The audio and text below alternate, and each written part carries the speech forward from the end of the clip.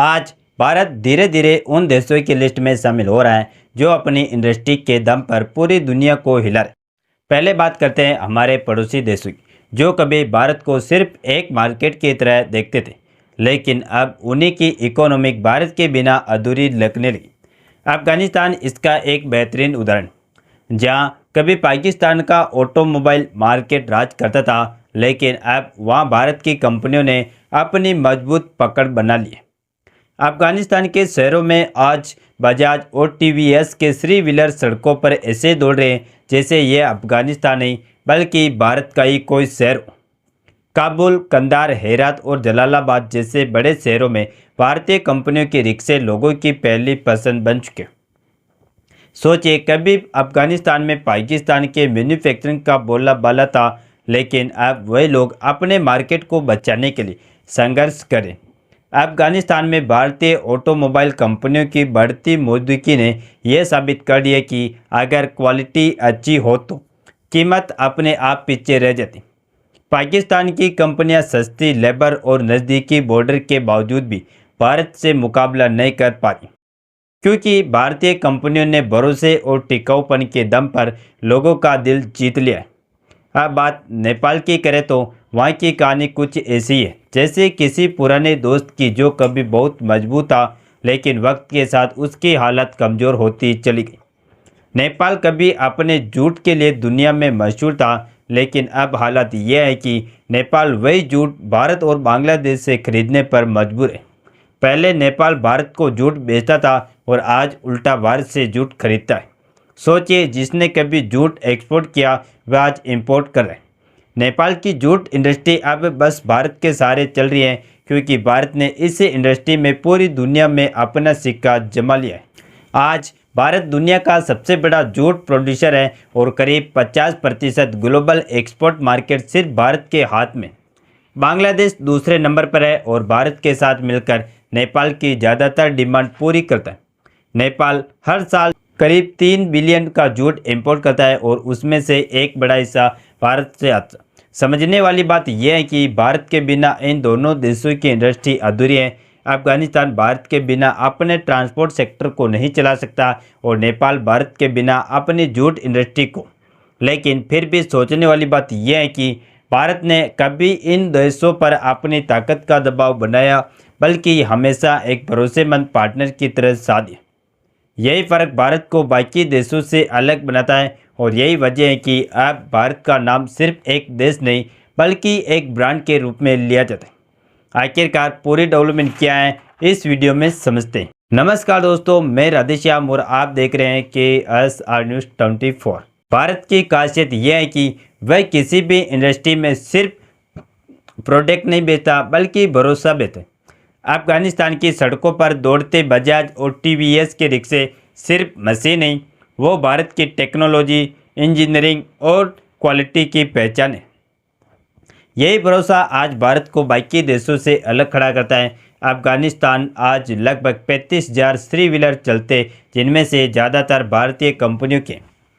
पाकिस्तान की कंपनियां चाहे कितनी भी सस्ती कीमत दें, लेकिन अफगानिस्तान का आम नागरिक जानता है कि टिकाऊपन में भारत से बेहतर कोई नहीं। वही नेपाल में भी भारत से अपनी मौजूदगी इसी तरह बनाई है कि वहाँ की जूट इंडस्ट्री भारत के बिना एक कदम भी नहीं चल सकती। पहले नेपाल में 50 से ज़्यादा जूट फैक्ट्रियाँ हुआ करती थी, लेकिन अब सिर्फ 6 फैक्ट्रियाँ बची, जो देश की कुल जूट डिमांड का केवल 25% ही पूरा कर पाती है। बाकी जूट भारत और बांग्लादेश से मंगवाया जाता है। यह स्थिति बताती है कि भारत का रोल सिर्फ सप्लायर का नहीं बल्कि एक सहारा देने वाला देश का बन चुका है। भारत ने हमेशा अपने पड़ोसी देशों को मार्केट एक्सचेंज दिया ताकि उनकी इकोनॉमी को भी ताकत मिले, लेकिन जब बांग्लादेश में भारत विरोधी बयानबाजी शुरू हुई तो भारत ने भी अपने रुख में बदलाव किया और बांग्लादेश जूट का इंपोर्ट रोक दिया। इस फैसले ने पूरी इंडस्ट्री को हिला दिया, क्योंकि भारत के डिमांड के बिना ना तो बांग्लादेश की जूट इंडस्ट्री टिक सकती है और ना ही नेपाल की। भारत की जूट मार्केट की वैल्यू करीब $2.5 बिलियन से भी ज़्यादा है और यह इतना बड़ा मार्केट है कि नेपाल और बांग्लादेश दोनों को जिंदा रख सकता है। सोचिए, अगर भारत चाहे तो अकेले अपने मार्केट से इन दोनों देशों की इकोनॉमी को हिला सकता है, लेकिन भारत ने कभी ऐसा नहीं किया। भारत हमेशा से यह चाहता है कि दक्षिण एशिया की पूरी रीजनल इकोनॉमिक मजबूत हो ताकि सभी देशों का फायदा हो। यही सोच भारत को एक जिम्मेदार शक्ति बनाती है, चाहे अफगानिस्तान की बात हो या नेपाल। भारत वहाँ सिर्फ बिजनेस नहीं कर रहा है, बल्कि रिश्ते बना रहा है, भरोसा बना रहा है और एक ऐसा भविष्य की नींव रख रहा है जहाँ हर देश साथ बढ़े। आज जब दुनिया के बड़े देश अपने फायदे के लिए दूसरों पर आर्थिक दबाव डालते हैं, भारत अपने पड़ोसियों को उठाने का काम करता है। यही वजह है कि भारत के प्रोडक्ट सिर्फ सामान नहीं बल्कि रिश्तों की डोर बन चुके हैं। अफगानिस्तान में बजाज और टीवीएस भरोसे की पहचान है और नेपाल में जूट वही रिश्ता निभा रहा है जो देशों से भारत निभाता है। अब अगर इन दोनों बातों को एक साथ देखा जाए तो साफ समझ आता है कि भारत ने अपने प्रोडक्ट्स के जरिए दुनिया में सिर्फ मार्केट नहीं बनाया बल्कि एक भावनात्मक रिश्ता भी जुड़ा है। दोस्तों, अफगानिस्तान में बजाज और टीवीएस के थ्री व्हीलर उस भरोसे के प्रतीक है जो भारत ने अपने पड़ोसी देशों में पैदा किया। वही नेपाल में जूट भारत के सहयोग की कहानी कहता है। भारत ने हमेशा अपने पड़ोसी देशों को कमज़ोर नहीं बल्कि मजबूत देखना चाहिए, क्योंकि भारत जानता है कि पड़ोसी मजबूत होंगे तो पूरा इलाका स्थिर रहेगा। भारत के पास आज वो क्षमता है कि चाहे टेक्नोलॉजी की बात हो या एग्रीकल्चर, हर सेक्टर में अपने पड़ोसी देशों को आत्मनिर्भर बना सके।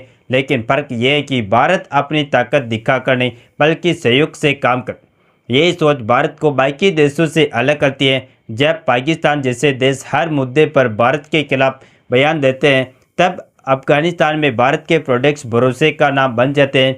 अगर आने वाले समय में भारत अपनी प्रोडक्शन कैपेसिटी को और बढ़ा ले, जूट जैसे प्रोडक्ट को सोशल मीडिया और फैशन इंडस्ट्री में नया ट्रेंड बना दे, तो ये सिर्फ भारत की नहीं बल्कि पूरी दुनिया की जूट इंडस्ट्री की तस्वीर बदल देगा।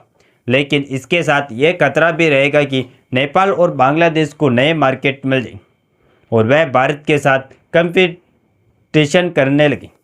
तो दोस्तों, आपको क्या लगता है कि क्या भारत को अपने पड़ोसी देशों को और ज़्यादा इंपोर्ट देना चाहिए ताकि पूरी रीजनल इकोनॉमिक मजबूत हो सके, या फिर भारत को अपने प्रोडक्ट्स का इस्तेमाल अपनी डोमिनेशन बढ़ाने के लिए करना चाहिए?